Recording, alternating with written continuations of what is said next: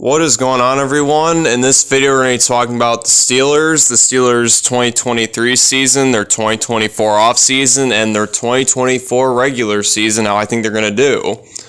So the Steelers finished last season with a 10-7 record, and that was good enough for them to get the 7 seed in the playoffs, where they ultimately would lose to the Buffalo Bills. Ironic, considering who we're playing in this Madden game, which will be in the background as I speak.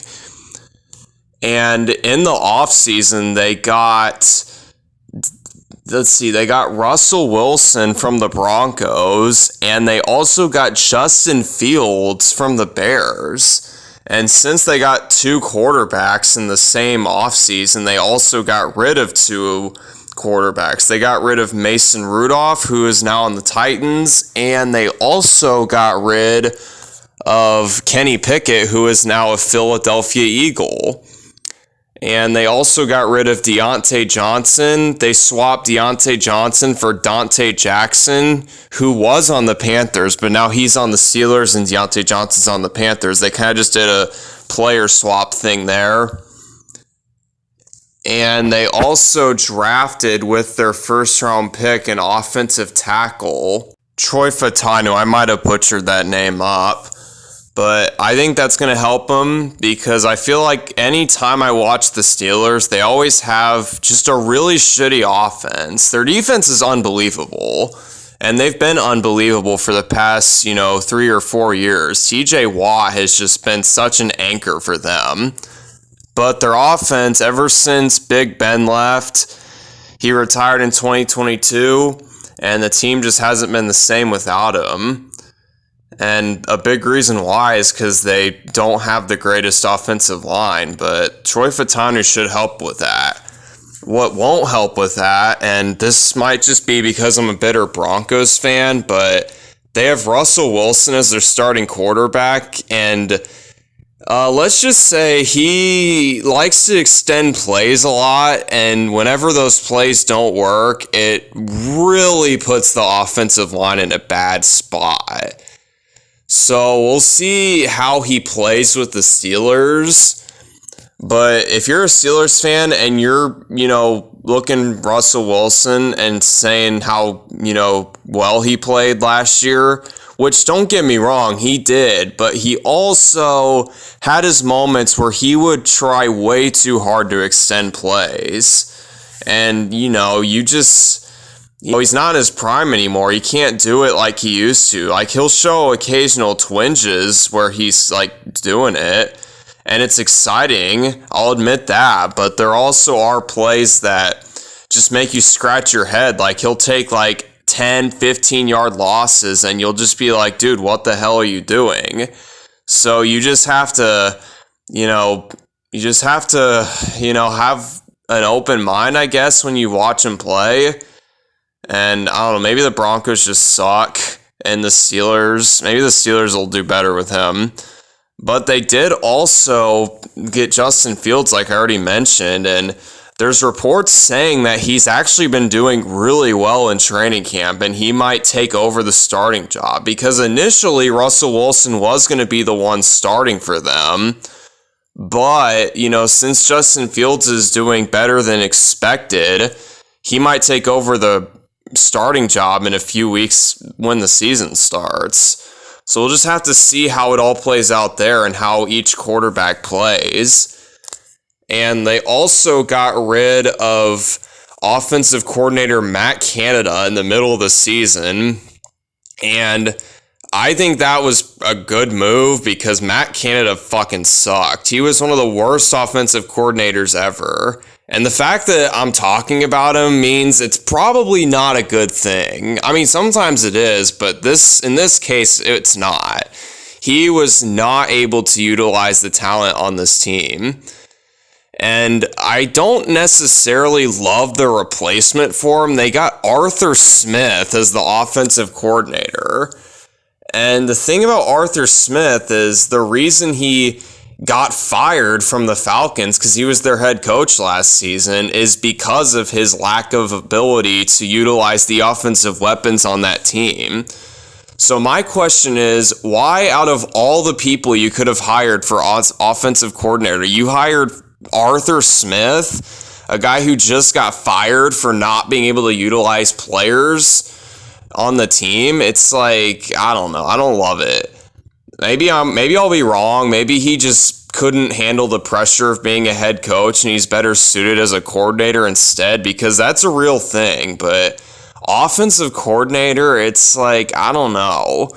Because I'm pretty sure before he started being the head coach for the Falcons, I know he was a coordinator for the Titans. I believe he was either the offensive coordinator or the quarterback coach or something like that. And I'm pretty sure that's how he got his head coaching job with the Falcons. And, I mean, he did well. If you're good enough to become a head coach, you obviously did something right. But I don't know. I still don't really love it. I think there were better coordinators they could have picked from. They could have done better about that. But now I have to address the elephant in the room, Mr. Mike Tomlin. And if you know anything about Mike Tomlin, you know that he loves to have winning seasons, or should I say non-losing seasons, because he's had his whole coaching career, however long he's been coaching, I don't know how long it is, he's never had a losing season ever.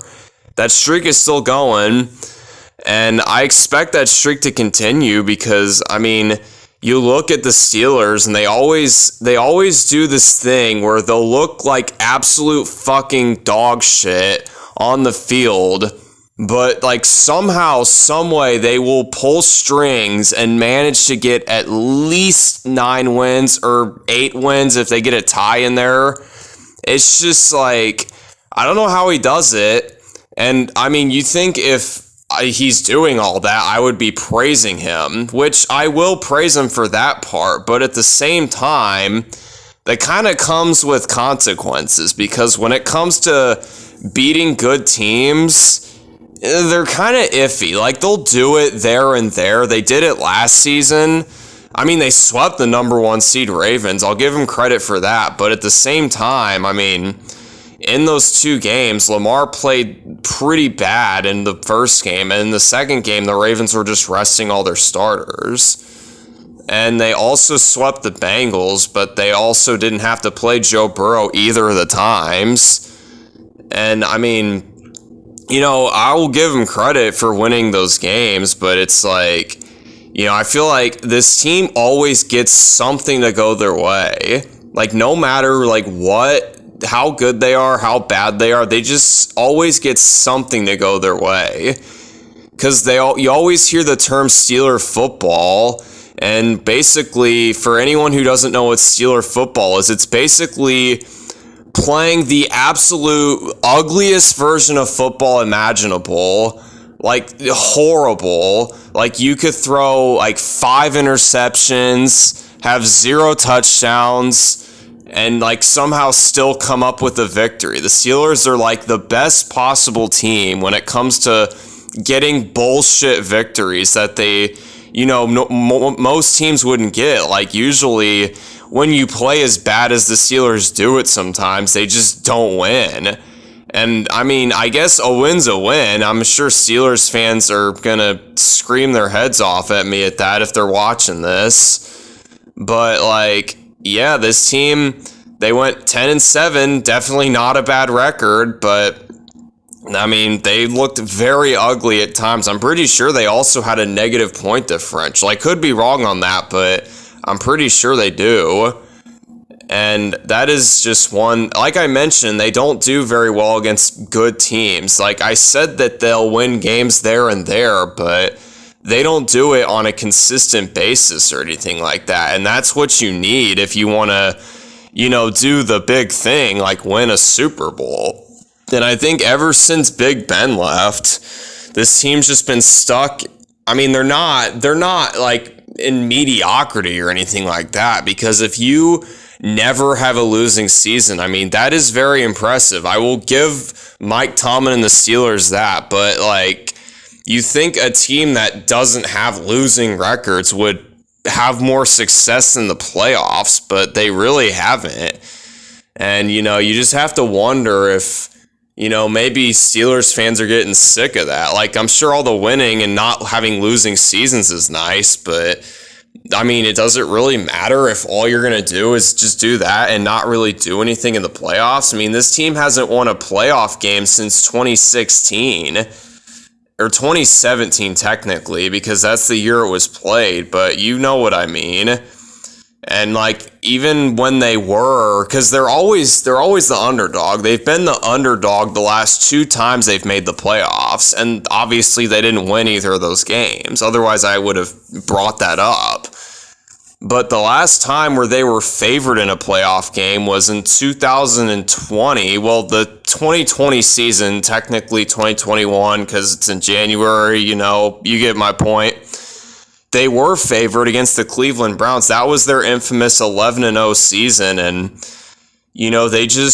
they got way too cocky and ended up losing the game in probably the most embarrassing fashion you could possibly lose. Like, the final score was 48-37, but they were down 28-0 in the first quarter. That is absolutely insane to think about, and they looked horrible in that first quarter and the first half, to be honest. The only reason the game was close is because the Browns didn't have to worry about, really playing much defense. They just had to play man up 3 deep, and, that's enough when you're in that situation.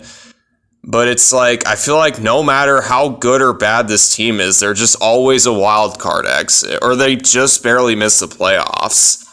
Because I always talk about mushy middle, but this team's more like a mushy 60 to 70%.